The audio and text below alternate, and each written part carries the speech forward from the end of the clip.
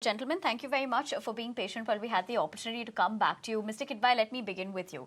With what Rahul Gandhi has said here, with the fact that Gen Z will save the constitution and stop vote theft, but do you really see this as a genuine call to empower youth or a political gimmick to frame the BJP as anti-democratic?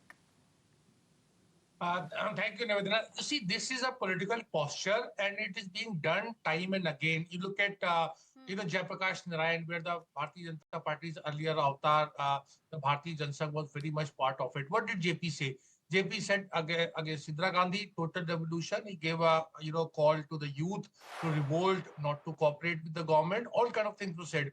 And you have seen, Nivedana, again, that India against corruption, that period of 2011, 12, 13, the youth was mobilized by the BJP and the entire opposition. So this is a very legitimate political activity. As far as I am concerned, I don't see anything wrong in what Rahul Gandhi is saying. Whether it will find traction or not, that is to be seen. But in democracy, youth are a biggest stakeholders because the future belongs to them.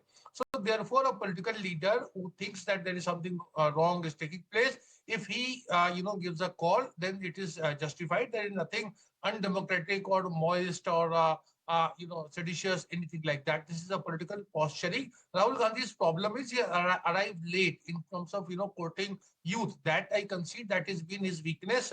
He is a dynast, and that's an inherent problem because a lot of dynasts are thriving. You look at M.K. Stalin, you look at Mamata Banerjee's nephew, and there's so many, in fact, that entire Badal family. Look at Akhilesh Yadav, we look at Tejasvi Yadav. So dynasty India, of course, has a lot of pros and cons, and the BJP is full of it. Mr. Anurag Thakur, who's talking about it himself, a dynast.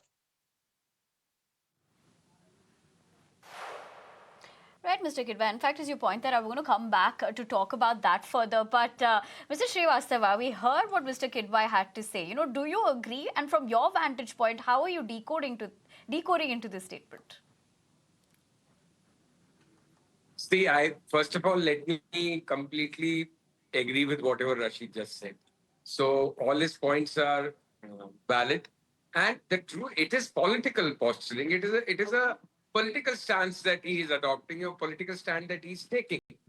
Let us not go to the time of JP, which was 1975, and most of your viewers may not be around at that time, not even born. He called for total revolution, and like Rashid is saying, not only called the youth to overturn the government, he asked even the police and the armed forces to kind of revolt or do a non-cooperation. So which was another level. And then India against corruption, Anna Hazare movement, both times RSS and BJP were in 75, they were 77, they were fully supporting in open, and the Anna Hazare movement got backed actually by RSS workers and the RSS team and so many right-wingers. And they discredited this government. I don't think Rahul Gandhi will be able to match either the stature or the persona that JP had in 77. And of course, the excesses of emergency were quite, excesses in the run-up to emergency were quite another level altogether. It was a different game. But he has called for, because he answered the question when he was asked, will you go to the vote? What will you do next? Then he said, then it is not my job to safeguard democracy. I have to participate in the process as a leader of the opposition. So I will call upon people to safeguard democracy. What he was alleging are the wrongdoings of the Election Commission.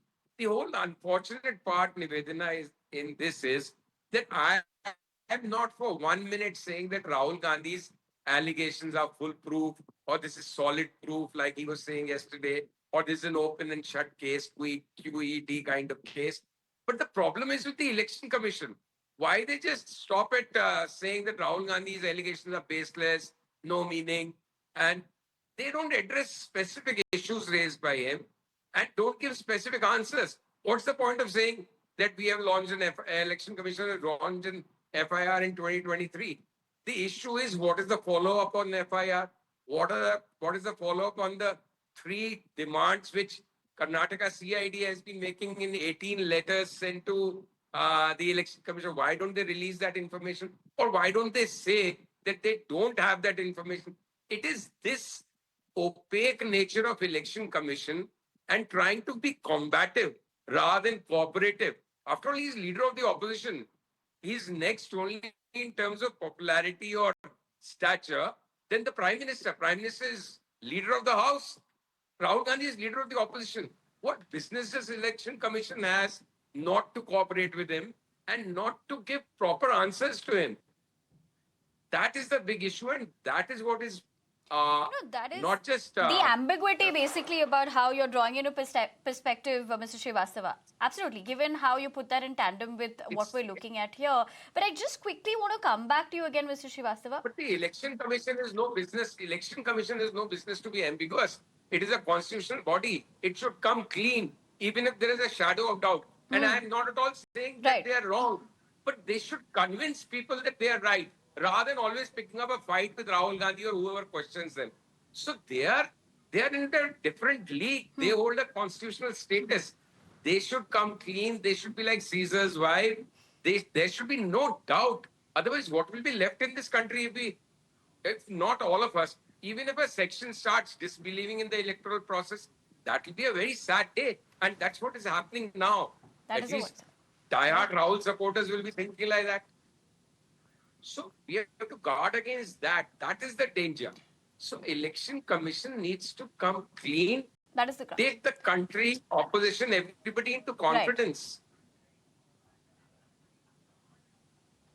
You know, one of Sorry the for other my factors long that we're speech. looking at over here, Mr. Srivastava, and no, and that is okay, fair enough. We're going to take that back to Mr. Kidpai. But before I do that, I quickly want to get your perspective on this, right, Mr. Srivastava? Given what Nishikant Dubey has warned of the Nepal-style fallout that we've just looked at, and if Rahul really keeps at this line, do such comparisons really strengthen BJP's warning message, or is sounding like fear-mongering to young voters? See, I have no thermometer or barometer to actually measure that what message is going to the young. I would be very happy if people like Nishikant Dubey, it is again a political posture on their part. Like there is political posture on the part of Rahul Gandhi. Yeah. The ruling party is posturing, he's calling, his is a call for revolution. His is a call for a coup of sorts, political coup. It is not that. The important thing is even the BJP and even the Mr. Dube's and Anurag Thakur's or whoever of the world, they should make sure that every Indian remains convinced about the sanctity of the electoral process. It's like missing the books for the trees. There is no point of what Rahul is saying or what the Nishikant Dubes are saying or election commission needs to come clean and take everybody into confidence. And it is their job to convince people. And they are not answering a man on the street, which also they should. They are answering the leader of the opposition, who himself is a constitutional post.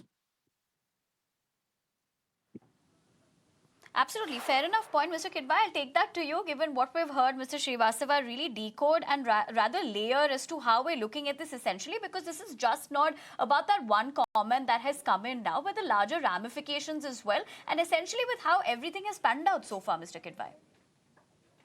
Yeah. So, Nivedita, again, as Sanjeev ji was saying, you see, Mr. Nishikant Dubey's formulation is flawed and it is very, it's also highly inaccurate. Because if you look at Indian democracy, you cannot compare it what's happening in Nepal or what had happened in Bangladesh. We are very, we have a very vibrant democracy. And why I'm saying it, you look at, Punjab, you look at Assam, you look at Nagaland, you look at Mizoram, you look at many, states which had a lot of, separatism and kind of, disquiet, anger, all kind of, and violence, of course.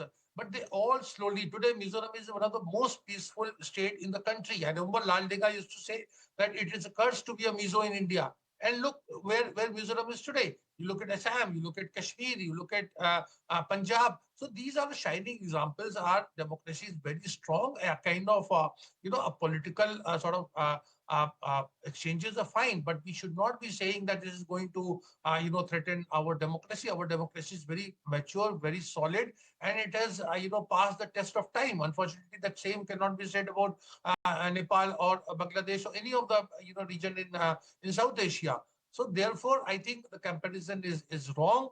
And one more point I want to make, that whatever the election commission is saying is actually they have a very small solution to what Rahul Gandhi is saying. They should appoint a committee. They should appoint a probe. You look at whether, again, I'll go back to history, whether it was Bofors or Edinburgh Report or any of that thing, political, economic, social, anything came. We have a system, a custom of having a probe panel, an investigation into it, and then they come up. So whatever Rahul Gandhi is saying, true or untrue, there be so many former election commissioners, chief election commissioners are there. I mean, living persons. A panel can be appointed, a Supreme Court judge, a retired judge, and they can look into that probe in a time-bound manner. It should be appointed by election commission, not by government, because there is election commission is not an arm of the government. It's an independent constitutional body. So therefore, a lot of things can be done, but it requires a will, to be seen as a, indulging in a democratic process. Absolutely, fair enough, given how both of you have put that into perspective. But perhaps in the battle of democracy and dynasty, who really wins the Gen Z mindshare? Will it be